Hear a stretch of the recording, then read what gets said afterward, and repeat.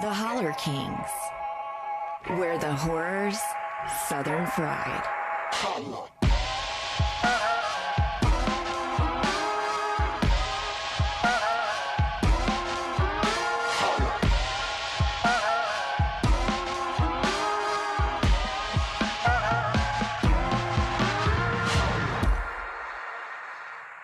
Hello, I'm Craig.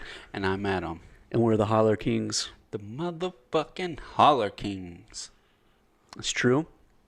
And welcome to our second episode into the Bell Witch legend. We're getting deep in it, y'all. Oh, happy October and happy Halloween. Happy Halloween. Adam, tell us, what's the movie we're discussing today? We are discussing the 2013 hit, The Bell Witch Haunting. Oh, my boy on his birthday. Look and smile at it. Smile at my camera. There you go. Welcome to the neighborhood. Brandon, what? Dude, look.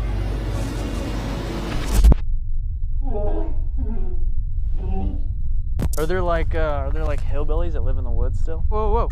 Hey, look at what's that? Hey, what if it is? What if this is the Bell Witch? You are living on his property.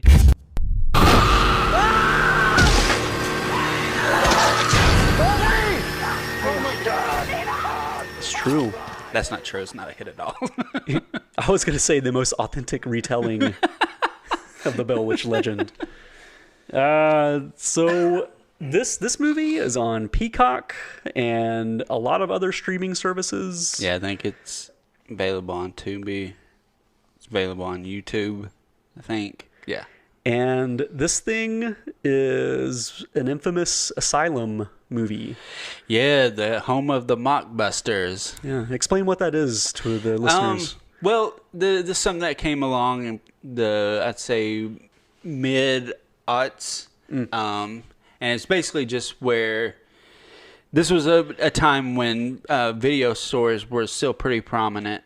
And so the mockbuster is basically where whatever big movie is coming out, they make a cheap version of it. When Transformers comes out, they make Transmorphers. Yeah. When the When a Stranger Calls remake comes out, they make When a Killer Calls. And I guess it's just that idea of someone who's maybe not in the know at the video store, just like, whatever, we need to rent something. Oh, Transmorphers. Oh, yeah, that's got that kid from Even Stevens in it. Let's go, let's rent this. And so, yeah, that's kind of what they are pretty known for. And they still exist, right? Don't they still make movies? I think now they mainly focus on, like, ripping off, like, Marvel movies now. Like, Avenger-type movies and stuff. I think is their kind of bread and butter now. But, I mean, obviously these are made on a very tight budget. Yeah.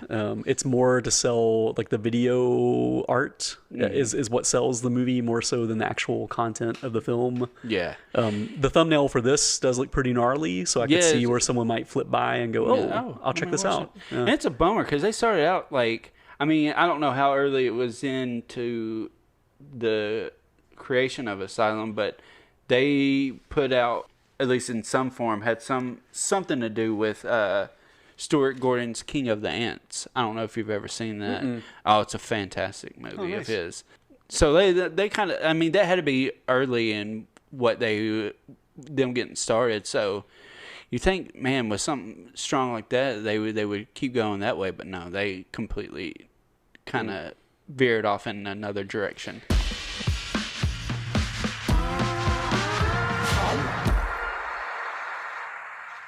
We basically open in to a family that I guess has moved into a house in Adams, Tennessee. Yes. And they're having like the common pool party type thing that you have in January in Tennessee.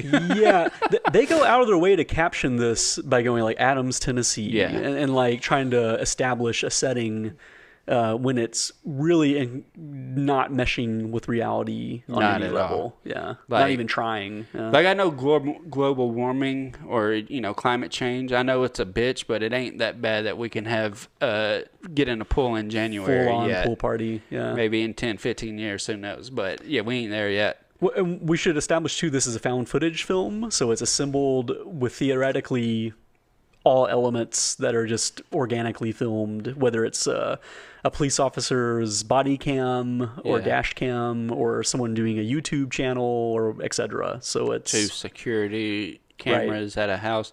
Yeah, we discussed a little bit on last week's episode, those eras of found footage, and this was right after the kind of like hype of Paranormal Activity exploding. So yeah, that's the only reason this movie is found footage. There's no other reason for it to be. Well, and it's cheap as well. I mean, True. it makes it Fair. That's very That's cheap.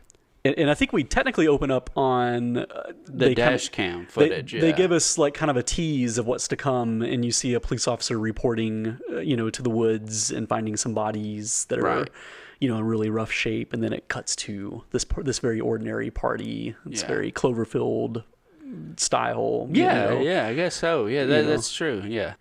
It's never quite clear if they're just moving in or if they've been there a while, or I don't know. It's kind of confusing. I think it's new enough to where they have no clue about the Bell Witch legend or anything. I feel like if they had been there for a minute, they would know. Yeah, so it's probably true. Maybe the party was like kind of housewarming style a little bit too, even though it's a birthday party.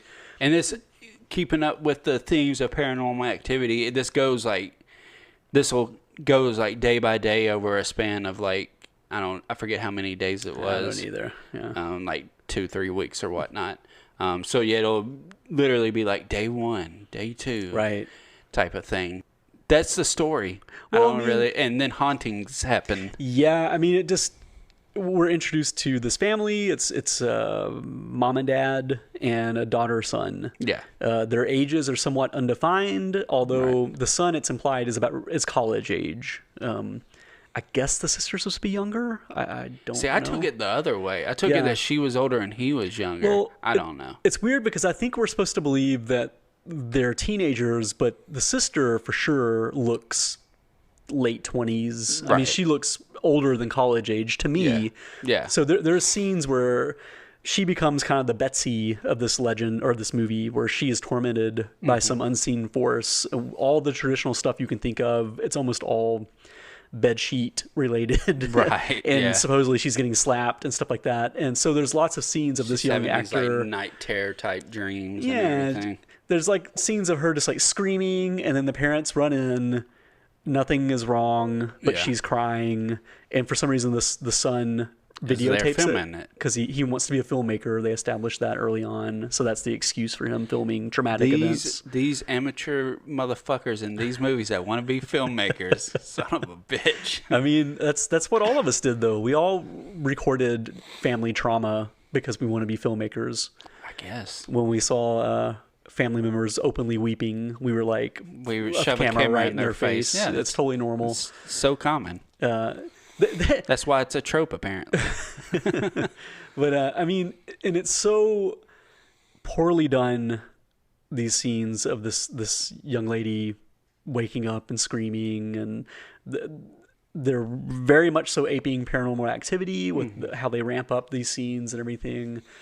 But you just see how much better Paranormal Activity does it. Even if you have problems with those movies, I mean, it feels so much more real than those what they do things are here. Oscar worthy compared to this. I mean, and it's you could argue it's probably the budget isn't super far off from the original Paranormal Activity. Yeah, no, and this. It was like basically nothing. The original, and that one is so well done compared to this. I mean, and it's the acting, but I mean, maybe it's the direction too. Maybe they can't quite get the performances they need. Another thing that took me out of it is the fact that the parents look the same age as the kids. Like if the dad didn't have a beard, I would have thought he was supposed to be a friend of the son. Yeah. You know what I mean? Like no one looked their part, I feel like. So it really took me out of it sometimes.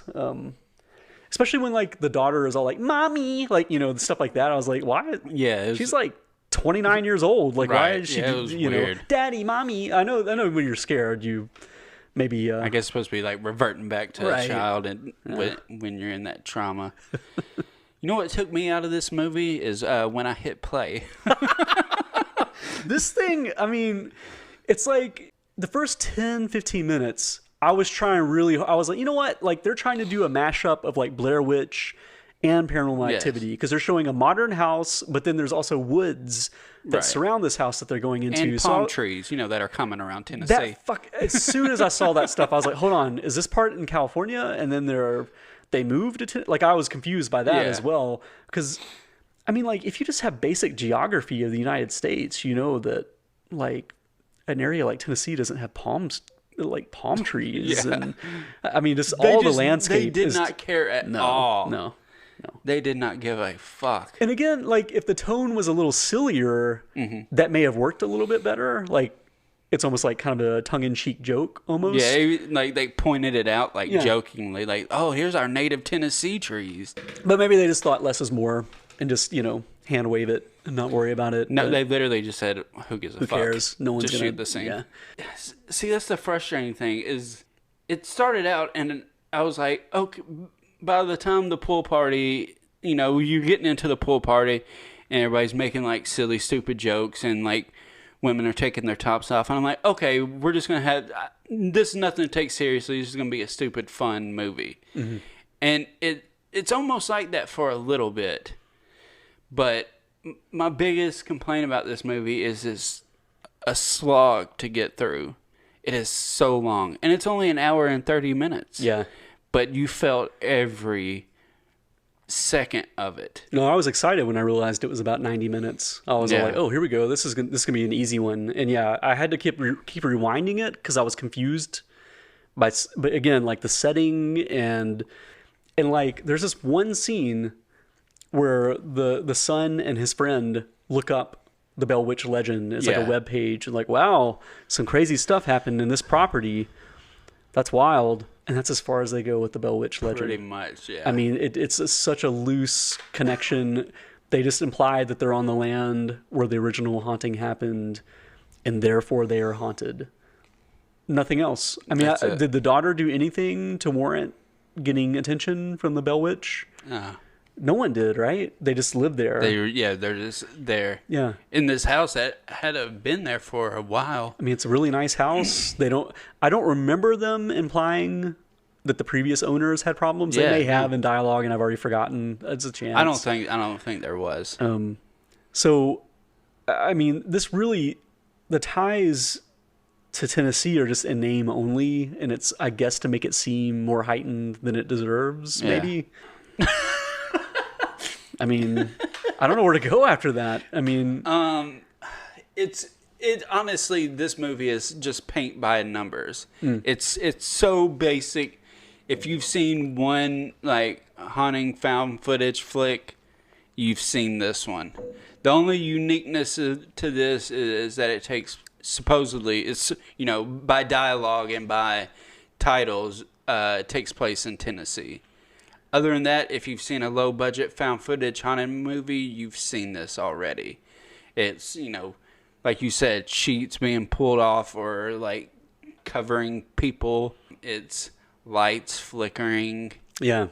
Doors opening and closing, books getting thrown on the ground. Pretty simple tricks, camera tricks, stuff like that. And not done effectively. No. There's no tension. No.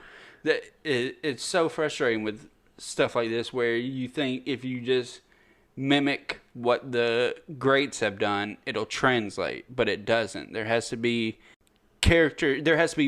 weight to a threat. There has to be characters you care about. There has to be tension built. You can't just throw a book across a room and be like, ooh, that's scary. Right.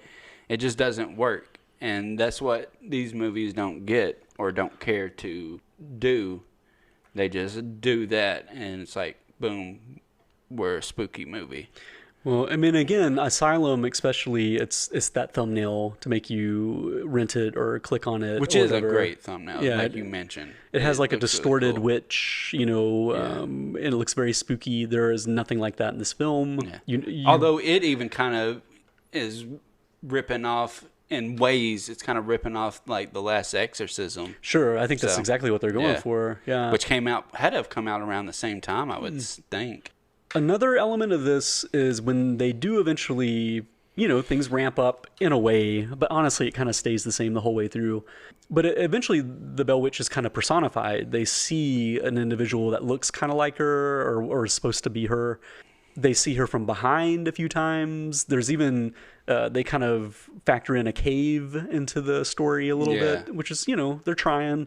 But something that really took me out of it as well is when you do kind of see the witch, which they should have kept it obscure. That would have been the best way to do it. But you kind of see her in full lighting, and it looks like a person went to Hot Topic and just bought like the basic goth style clothes, and you just see her from behind. You can't discern any of these people apart. Because I literally thought it was the person playing the daughter just in makeup. Right. And it may have been. I don't know. Actually, that's true. It probably was. It may have been. I don't know. I mean, that's another thing. This movie punches out, or it punches in and out without any credits. So, and we talked about this off mic. The filmmakers will probably tell you, we wanted it to seem like it was real found footage, and we didn't want to like mess it up by having credits. Blair Witch did something similar, but I think it's because everyone was cool not being associated with it. Yeah. Because if you look this up on IMDb, the director is listed, a couple of the actors. Otherwise, it's just a blank slate. You have no idea who worked on this thing. Otherwise, but then again, that director and a couple actors might have been all that was in there. They crewed the whole thing. And that's a good point. Glenn Miller is the name of the director. Presumably the writer as well. He's an Asylum guy. He's worked almost exclusively on those movies and stuff. You know what, though? That's probably a really fun life. If you can make a living doing those things. Oh, I bet it's a blast. Yeah. But don't turn out anything worthwhile, but I bet it's a blast. Oh, goodness.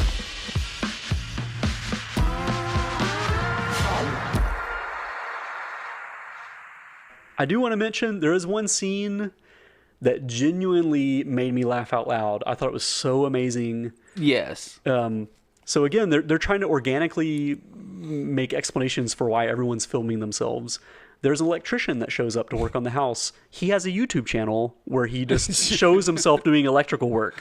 And to me, that premise alone is funny. Yes. Like I love the idea of this electrician, being popular enough to have, because it showed like in the corner he had like 20,000 subscribers and stuff, and like they were live watching because he was supposedly live streaming this.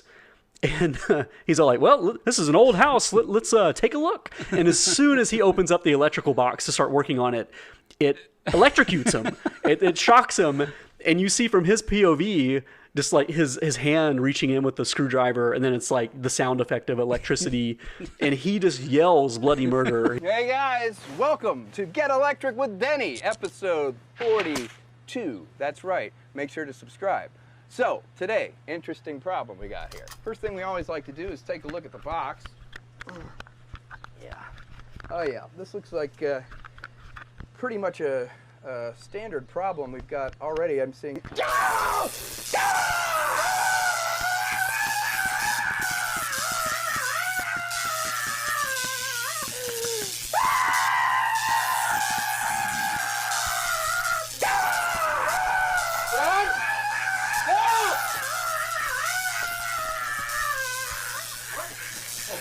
No, Brandon, don't touch it. Get back.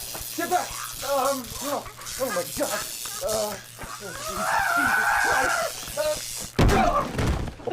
And like the dad and the son run into screen like, oh my God. And they're playing it straight, which I guess elevates the comedy for me. That they're like, oh my God, this is so insane.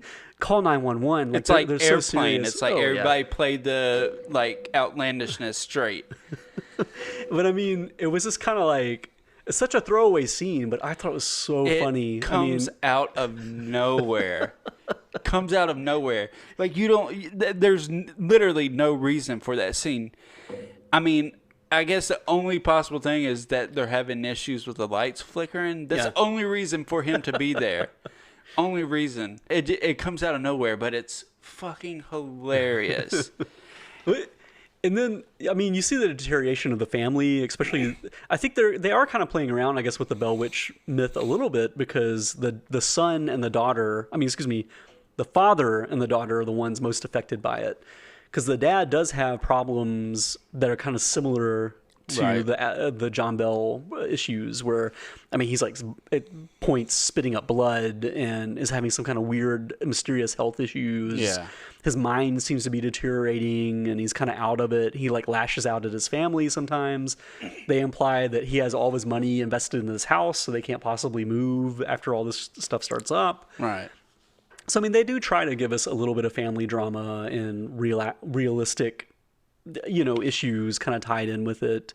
The climax, I guess they get an exorcist. They get like a priest to show up to the house to try to exorcise the place. Yeah, apparently. And that goes horribly, and it just kind of like ramps up from there, where they're like running in the woods like maniacs, and it just it goes from the Bell Witch haunting to the Bell Witch exorcism. Right. To where she's like, the daughter's like possessed now, apparently. I don't know. Yeah. It makes no sense. This really, I started to get audibly angry at this movie because it just goes on so long. By the like, it's like I said, it starts out fun enough that you're kind of like, okay, this is gonna be cheesy and bad, but I can have some fun with it. And like you talked about, pretty much other than that electrician scene, I really can't recall much else of the movie. Just like little flashes here and there of, like I mentioned before, when the bedsheet covers the girls and won't let them up, or the cop. It keeps cutting back and forth to, I don't know if it's all supposed to be the same night or different nights. The cop keeps finding bodies out in the woods. Right. It's so mind-numbingly plain. Well, and the Bell Witch also in this film just physically assaults people and kills people for no reason. Yeah, too. for sure. I mean, there's like a scene where like one of the friends who also wants to be a filmmaker is just like filming himself in the woods, and he gets like assaulted, and I think it's supposed to be very impactful because you see him like fly out of frame, and then he lands back in the frame with his face facing the camera, and he's obviously dead. Yeah. Like something hit him so hard that he passed away. And I think it's supposed to have this big impact, but it's so out of left field and so unwarranted. Like there's nothing ramping up why he would be in danger, or it's just so out. I guess that's supposed to be the punch, is that he's doing something so mundane and then he gets killed. They're trying to Exorcist 3 that shit. Yeah, there you go. Yeah. But it does not work out. No. Yeah, it's so funny with that scene. I thought it was the son. Like that's just how like blank face everybody is in the movie, because I was like, because someone died, and so this guy's out filming this video, and I thought it was the son doing it. I couldn't even differentiate them apart. And then so when he gets scooped up by the Bell Witch, and probably some of the worst CGI I've seen, you know, it's pretty rough. And then drops dead. I'm like, oh, okay, so the son is dead now? I was like, cool, so we're not going to have much longer left, because he's the only fucker running around with the camera pretty much. Right. So good, it'll be over soon. And then it cuts back to like the security camera, and here's the son running around. I'm like, wait, so is this possessed? Oh, no. So who was that other guy? I mean, I think they lost track. Yeah. I think the filmmakers didn't really know who was who at a certain point. I mean, and yeah, they all look similar. Again, I feel like, I mean, if the dad didn't have a beard, I would literally not know who anyone was. Right. I mean, I think the mom looks quite a bit like the daughter. Their ages all kind of correspond with each other. Like no one's considerably older in the main cast. Yeah, these are college roommates. It feels like it. Yeah. Yeah. Yeah, I don't. I just got so frustrated by the end, because by the end of the movie, these scenes are going so long, just like without cuts or anything. Yeah. And you're just like, why? Why are we still in this fucking scene? Just cut out of it. Runtime. They have to make it at least a certain amount of minutes long to justify it as a movie. So that's why some of this shit just plays out. I mean, I guess in 2013, you're right. Nowadays, you wouldn't have to do that. You look at something like Host, and it's only like an hour and 5 minutes or something. So you don't really have to do, and that's the beauty of that now. You don't really have to do that anymore. I guess especially, I know, because like a lot of foreign markets, you have to have it be a certain amount of length of time. So maybe it's just for that, just money-wise. But now, do you think if this was, so it's 90 minutes, do you think if this was 70 minutes, it would be more watchable? Maybe 65. I mean, I'm gonna be honest. I think if this was 20 minutes, if it was like a segment in an anthology movie, like a VHS or something, it would still be insufferable. I mean, I thank God that the electrician was in it, because that's the only thing that woke me up. That and the scene where they look up the Bell Witch legend, just because I thought it was so funny. Just that was like the only connective tissue that they really truly had was just them looking at a website and going, "Wow, the Bell Witch. That's pretty wild." Yeah, it killed a guy.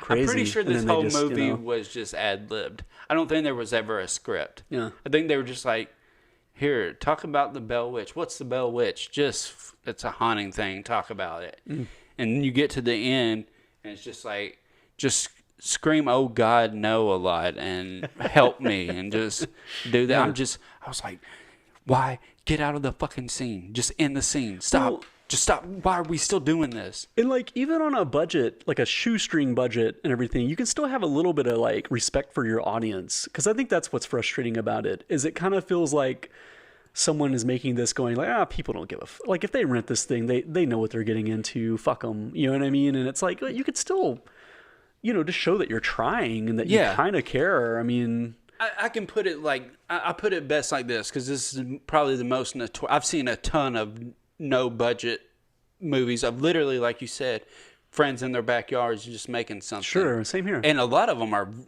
there's tons of them that are really fun and entertaining. I'll use this example just because it's the most notorious, is The Room.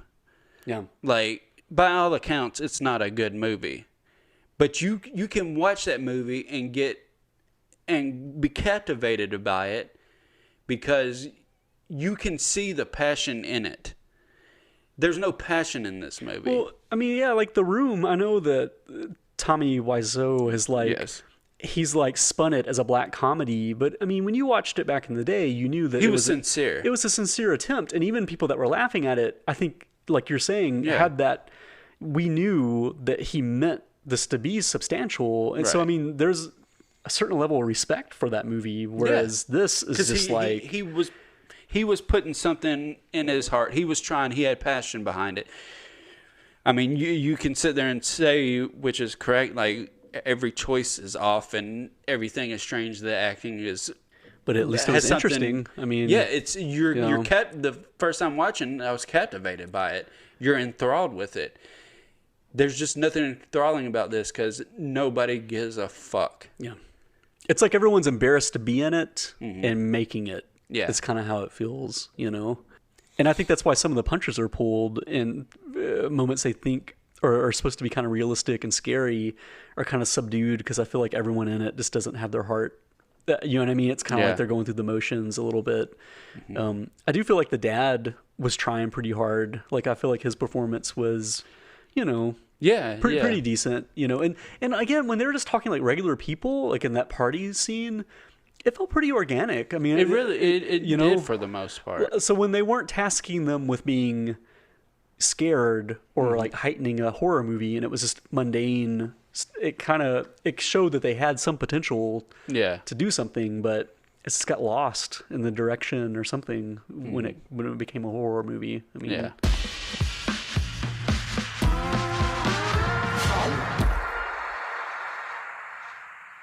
this obviously fails on all levels as a Southern film, as Southern horror. The one redeeming thing I can give it is that no one has awful bad Southern accents. They don't try it. They don't do it at all. Yeah, that's the only credit I can give this movie. They don't make any like really terrible, awful Southern stereotypes. And the characters are never like despondent about living in Tennessee. Like I kind of expected some dialogue from the younger characters are like, oh God, we live in this Hicksville now. Yeah. They never do that. So I guess that is true. That is a positive. Yeah. There, we went out on a positive note. But now we got to grade it.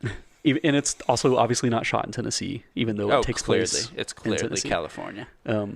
They keep saying, like Adams and all this stuff. But anyway, do you recommend The Bell Witch Haunting? I recommend looking at the poster art, and that's about it. I do not recommend this movie. I mean, I recommend going on YouTube and watching the electrician I was going scene, to say the same and thing. that's about it. That's all I got for you. Yeah.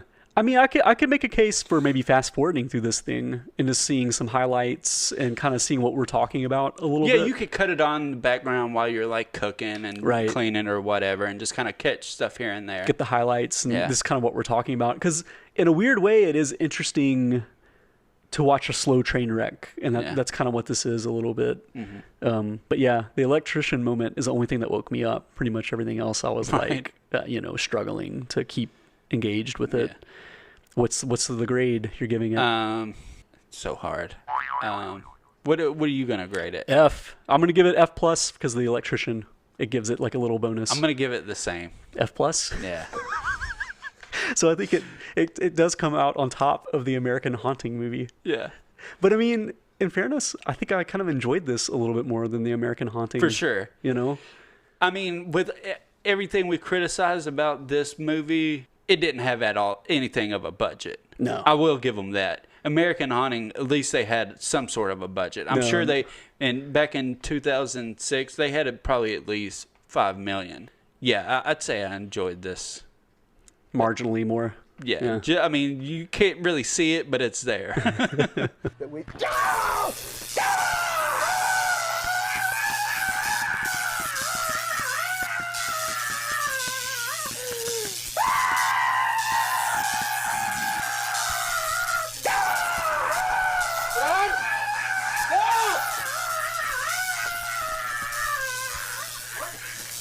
No, Brandon, don't touch it. Get back.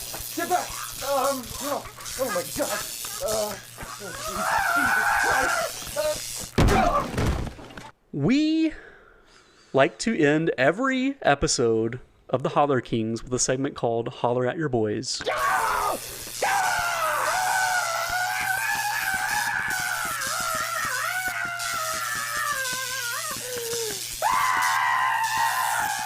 Holla at your boys, y'all. Last week, we talked about the Bell Witch legend, but we didn't go into any of the theories surrounding it. So today, we are going to dig in deep and talk about what happened. Yes. The definitive truth of the Bell Witch presented by the Holler Kings. The Holler Kings present the Bell Witch legend. Theories. This is the fine point pen period mark. This is it. Actually, I just want to say, even though I read a lot and we've watched a lot of documentaries and films, we're not trying to act like we're experts on the Bell Witch. I have no fucking clue. Yeah. There's a lot of folklore and different stories, and we're just doing our best as lay people to wade through it. To be fair to this whole thing, cue me putting Letterkenny in the video. There's no way to know anything about what truly happened. No. We only have basically one account. And it was written like many years after the initial. It's all secondhand. Right. Or third or fourth hand. Yeah. There is no anything written from any of the people that encountered it themselves. Yeah. So no, and it's all theorizing. But and again, even the supposed diary that the Ingram book is based on, there's no evidence that actually exists. That could all be fabricated by someone to be maybe even Ingram himself. Yeah. There's just no way to 100% verify that. There might be someone out there that disputes that claim, by the way, that maybe there is some kind of manuscript someone has, but I'm pretty sure there's been brought to light. Not in the mainstream anyway. So go back to our previous episode if you want to hear us talk about the Bell Witch phenomenon, if you kind of want the nuts and bolts of the mainline folklore and story. Today we're going to jump in to some theories. So we talked a little bit with the last movie because it encapsulated with like that maybe he was molesting. Who is he? John Bell. Yes. Was molesting Betsy. But I don't know. And that brought out a poltergeist in her. That's a modern theory. Yeah. That's posited in Bell Witch, The Truth Exposed by Camille Moffat Headley. written in 03. Now it talks about it. She lays out some of the myths, and then she talks about like the modern setting of the cave and where, you know, a couple live there and everything and what they've experienced. I got you. And the author takes it upon herself to theorize what she thinks happened. Mm-hmm. And this is someone that's very open-minded and believes in the paranormal and stuff like that. So she earnestly, according to this book, believes that Betsy brought on a poltergeist because of abuse suffered by her father. And the thing that she uses to back it up is the fact that John Bell married Lucy when she was 12 years old. So to her, that implies that he is open to the idea of, you know, sexual relations with a child by our standards.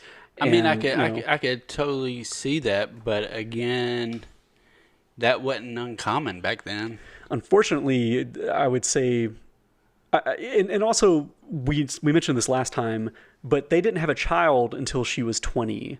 Right. So there's even a chance that they were married legally and didn't consummate it until she was a more appropriate age. There's no way for us to know. Right. So accusations that he is a molester are pretty rough. You know, I get that he's a shady individual by modern standards, but there's just no way to verify that stuff. Right. I mean, at all. Since we kind of discussed that on the last episode, I will throw out, there is some interesting stuff about, like, Richard Powell. Yeah. Was staging it all up, like maybe doing ventriloquism and all this. Right. Which, considering he wanted Betsy and ended up marrying her, maybe. I mean, he saw that she was being courted by a young suitor, Joshua Gardner. So there is a chance that he saw that young man as a rival, and that was an era where she probably would have married very young, and, you know, that would have been solidified pretty early, so he got out in front of it. Why he would use such an elaborate it seems like ruse, a lot. It's a lot of work, especially for a guy that works as a teacher by day. It seems like quite a bit for him. I mean, I guess he could hire people, maybe. It could be a conspiracy where... it'd be hard to do. Yeah. But... And then why would he kill John Bell in that process, too? That's true. That's the linchpin in all this stuff, is eventually John Bell was poisoned, presumably. So someone would have to have the motive to kill him, which kind of works back with the molestation angle. Obviously, Betsy or Lucy poisoning him makes sense in that scenario. Yeah. And there's all kinds of theories about why the haunting to do that. Because some people say that he was molesting her, but the haunting stuff never really happened. That was just stories that were made up to cover up the fact that they killed John. Which, again, even that doesn't check out too much. Because, I mean, they had to open their house to, like, strangers. Again, if you're going by the account of the legend as we know it, that's still a lot of stuff to do, even for, because there was rumors that maybe the Johnsons were in on it with Lucy and helping her, which even that doesn't really check out because, like was said, I don't know. This just seems like a horrible time where someone did know that happened. They would just blame it on Betsy, and you know it'd be her being punished instead of John. Yeah. So I don't see like a townsfolk getting out their pitchforks for something that they would have just blamed on her. There's another theory that two of the Bell sons learned ventriloquism when they traveled for trading deals or whatever into New Orleans, that they picked up this skill and they brought it back and taught Betsy as well. So the three of them were conspirators, and it was just like a hoax that got out of control maybe. That at first it was like for fun, and then as it ramped up, they just kind of kept going with it because it was like, well, I mean, we can't stop, you know? Yeah. But even then, that comes back to, okay, they had something get out of hand, but why would they kill their father? Right. Why would they kill their father? Why would... There were plenty of accounts of people seeing all three of them in the same room, supposedly, when this stuff was happening. So it seemed, I mean, they had to be really talented. I mean, I know it's a different era. People were maybe a little more susceptible to supernatural phenomenon and believing that sort of thing. I don't know that they had many skeptics come by to try to debunk it. You know what I mean? Yeah. It was more people just wanting to witness things, maybe. But it just seems really like a hard thing for 3 young people to pull off. For sure. Know? The other thing is the vial. This whole thing with throwing it into the fireplace and it being blue, the flames. Supposedly that's an indicator of arsenic. That was like a really popular way to kill people back then. Was arsenic poisoning. So much so that on the law books, there were more severe punishments for killing someone with arsenic because it became such a big problem. Really? And there's a couple of theories that, maybe someone in the family just wanted to kill John, inherit the land, whatever. There's also a theory a lot of enslaved people at the time would kill their masters with arsenic. So there's an idea that maybe one of the slaves of the Bells, or maybe Dean with his wife, just wants to be free. Yeah. Straight line to do it would maybe be offing John Bell. Maybe that would give them a shot, But even then, I mean, I don't know that happened. I mean, I don't know if there's any historical evidence to back up the idea that any of the enslaved people got to go free as soon as John Bell died. Yeah. And unfortunately, Civil War didn't happen for another 40 years. Yeah. So they may have been stuck for a while. The other thing is, we touched on this last time as well.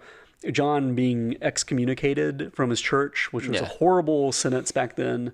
The Ingram book implies it's because of the Bell Witch haunting and the legend, and it became too high stakes. The Bell Witch was literally coming to sermons and bothering the services, so they expunged, they kicked out John. But you had mentioned that that's probably more likely because of business dealings. I've just heard that rumor that it was the business dealings. And apparently it was bad lending deals involving sale of slaves. That's the prominent theory. There was this whole thing where he had a dispute with someone. I guess it was someone related to Kate Batts, about where he sold a slave to John, or John sold one to him, and then they decided to go back on the deal or something. I don't know if you know. There's apparently no historical record of all this stuff. Right. Like all these business dealings and stuff. It probably is layered in with like folklore / half-truths, rumors. But even with that, they say that they resolved it and John tore up the bill of sale or whatever. So there are reports too that like Kate Batts and John had no ill will towards each other too. There are some writings that support the idea that like they really had nothing to do with each other and it wasn't like that dramatic. And then there's also theories that they were related in some way. They are. That's real. Oh, really? So Kate Batts was Lucy Bell's niece. Okay. Her father was Lucy's brother. So she technically was totally related. You would think they wouldn't have any issues. I mean, you never know. You can have issues with family. For sure. And I mean, you could almost argue that would be more of an issue, you know, is having that kind of bond. He's so well-to-do and maybe he didn't help out. Maybe that's kind of what the lending thing comes from, is he could have been more supportive of a family member, but chose to just treat her like a regular old, dealer or whatever. Yeah. There's another theory that Kate Batts and John Bell were lovers. That after her husband died, that she tried to like win him over as basically like, let's do something on the side and help each other out type of thing. And there's even some rumors that she was pregnant at one point by his child. Really? And that's why she had a big vendetta against him, is that he wouldn't claim it or whatever. All bullshit. I mean, there's nothing supporting any of that. Right. But again, I mean, it's kind of like we talked about last time with Kate Batts. She was just a local eccentric. And I wouldn't call her a pariah, but just like a fixture of the community that had a very high profile, because she was a very independent, rambunctious lady. So I think that's why so much stuff got attributed to her, just because, I mean, everyone locally that were adding to this legend, it was more fun to kind of include her into the mix. Right. Reportedly, she hated being associated with it, too. To include when it was good. So like even when she heard rumors that like Lucy was being taken care of by the witch, Right. she was like, Still. "Fuck this!" Like I'm not, Yeah. it's not associated. Like I'm not doing that. Like just because she's related to me, I'm not like, performing magic to help her get grapes and nuts and stuff. Like supposedly she was really annoyed by it, regardless, and would never claim it, and said she never put a curse on anybody, and up and down. She lived quite a bit longer after John Bell too. I mean, I guess she could have theoretically kept visiting to keep the thing going every 7 years and stuff, but that's the other element, is supposedly it keeps going after John Bell dies. So it's kind of like, is that a new group of people performing a hoax or keeping it going? Yeah. Or is it just, I don't know. Yeah. The last thing is, that the whole Bell family was in on it, that it was some big hoax that they all perpetuated themselves along with the Johnsons. But again, that they had no monetary gain from it. Yeah, it doesn't make much sense because they were losing money. Yeah, if you go by the legend that they were feeding everybody and housing everybody that came. They definitely never profited off of it, and then like the notoriety probably hurt them, because he was a well-to-do, upstanding citizen by most accounts. So that really doesn't make any sense that it would be a hoax. Although, I mean, that's the most straight line explanation, is that someone was just all bullshit. Yeah, I mean, there's a part of me that thinks that there's a chance it could be Betsy and a couple of her brothers that started it and got a hand, but I just can't follow it all the way through. Yeah, you know what I mean? To a certain point, it's like, how could they do all this? Yeah. Oh, and then the Bell Witch, the Truth Exposed. Oh yes. They posit this whole idea. They found several like Native American burial grounds, like mounds and everything, and different types of tribes that were there over the generations. And they speculate that the cave was some sort of portal that Native Americans used back in the day to be closer to the spiritual world. And they claim that at one point they had a psychic and some ghost hunters in there, and they caught footage of a portal opening and something coming through it. Where you can see this, I don't know. It's written in a book, so I can't substantiate that footage. They have plenty of pictures in this book of just weird phenomenon on photography wise, where it's like it looks almost like double exposure, where there's like a ghostly image or someone looks kind of off or whatever. And they posit the idea that there's many different spirits. Yeah, I have heard that and theory, that's too. why the witch has so many different personalities in the myth, is that it's individuals that are just circling around this area because of this portal and this manifestation of, because supposedly the folklore is that Native Americans abandoned the area, and maybe it was because, this sounds very Pet Cemetery, but their idea is the that land was sour. Right. That the ground was sour. That maybe it was a little too close to the spiritual world with that portal and the cave, so they just kind of let it go and moved on. Right. And then when settlers came and started building on it and everything, they're messing with the burial grounds. They're right on top of this portal. So it's like kind of the bad mojo of all that stuff, kind of leading to it. But that sounds so... To me, that this writer, it sounds so much like she was raised on like Stephen King and like modern, like so many things from like Tales from the Crypt and all that stuff. They talk about like Native American magic and everything, and it's all just stuff people made up to sensationalize and make fun stories. So, I feel like that those theories are just way out the window. Yeah. I mean, I guess that comes to the conclusion of like, what would you, if you had to speculate, if you had to throw down your cards and say, this is what I think happened, what would you say? I did want to touch on, I did listen, when kind of doing the research as far as the legend goes and all that, I listened to a ton of podcasts. Yeah.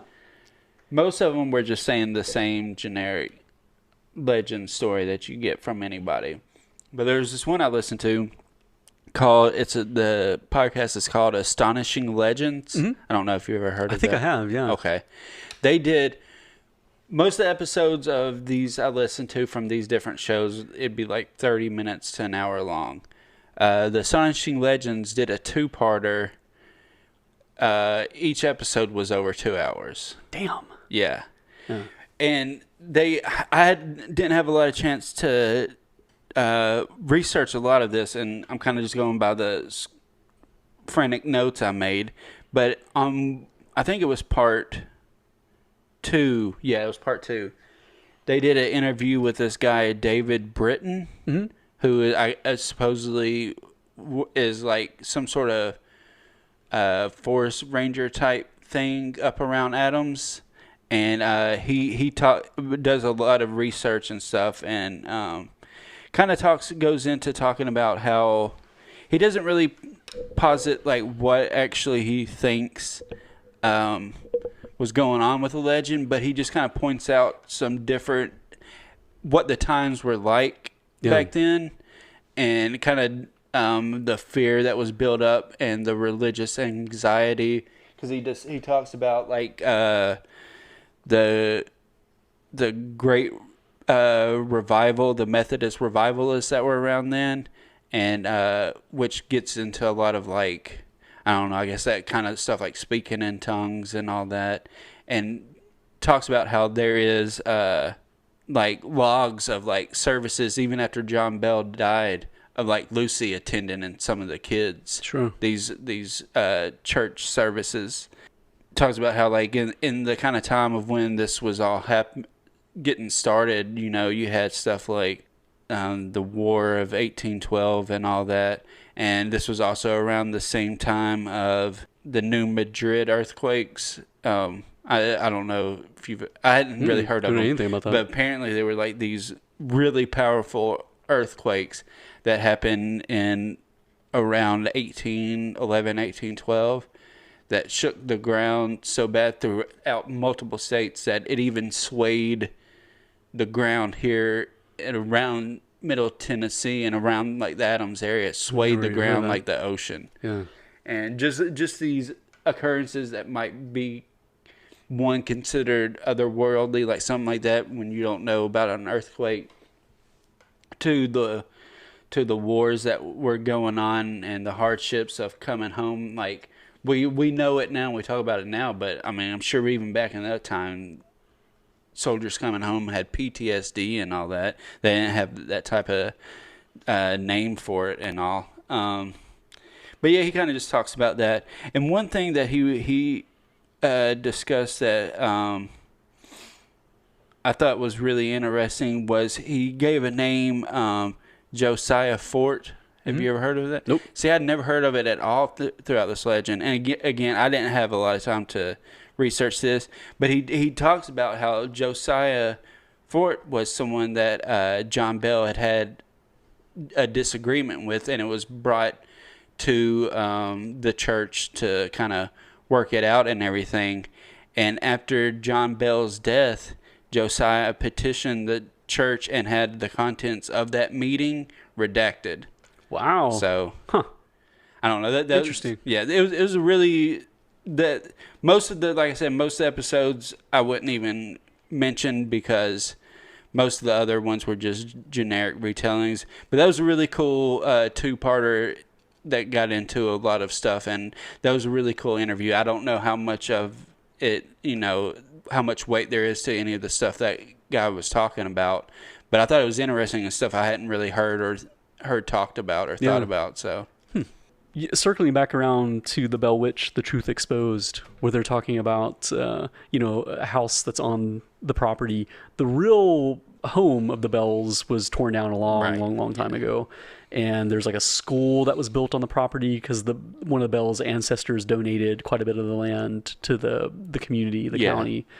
But that school, I think, is now just like a community building. That's where they have like the spirit play, where they do like a performance of the Bell Witch legend there outdoors and stuff like that. But there's a house built on some of the property that's a modern home, and it's used as farmland and everything still.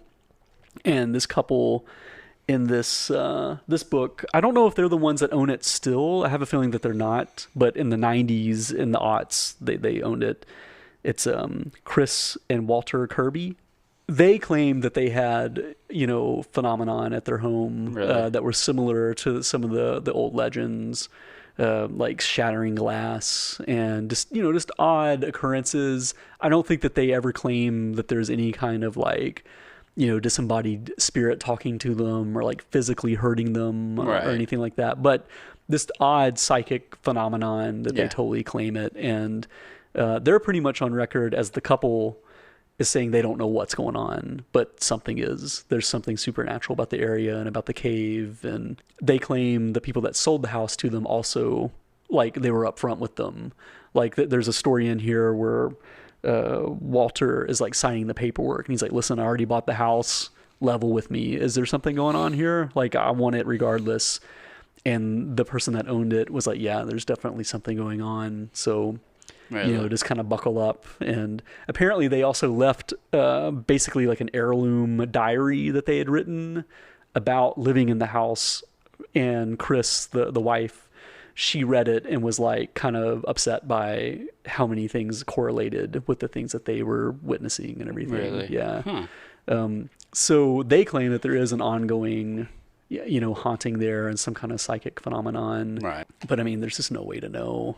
Like, we've heard all the stories of people visiting the cave and having issues. If you take like even a pebble from the cave, like it's, people talk about that they come back like the next day to return it because bad stuff started happening to them. They have several accounts like that in this book. There's one of like someone shows up all like disheveled and everything. They're like, I got fired from my job, and my wife left me. Yeah, it's like all this. He's like, and I took this rock. I got to there's like lots of stories along those lines that kind of line up with it. But one quick thing I wanted to note, this is really for my own satisfaction. This is like a deep cut. But there's a book called Little Sister Death, and it's by William Gay. He's a literary fiction writer.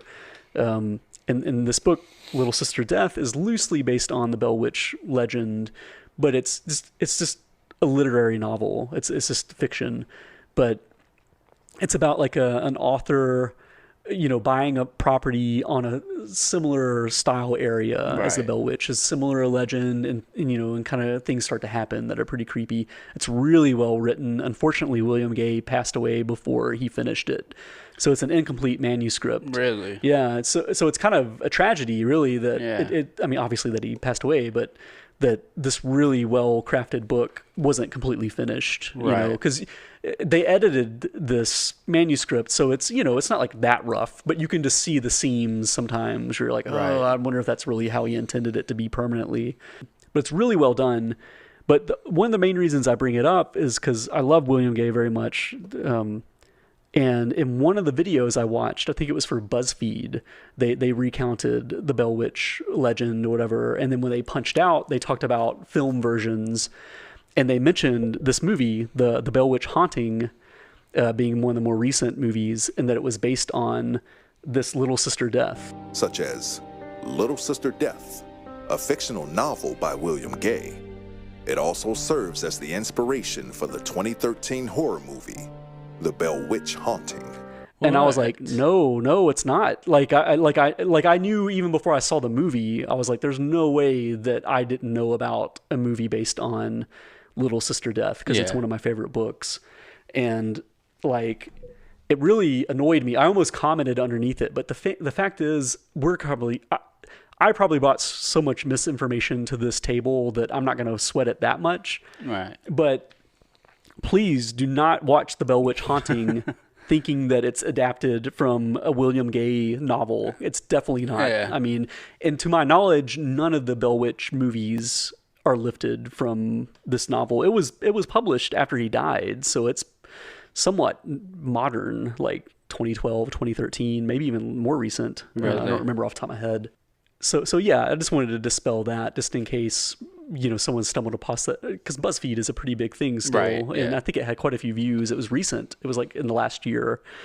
And the man that's like reading it does like voices and stuff, and he does it really well. That's why I was kind of like, oh man, why did they punch out like this, like with this really bad, information?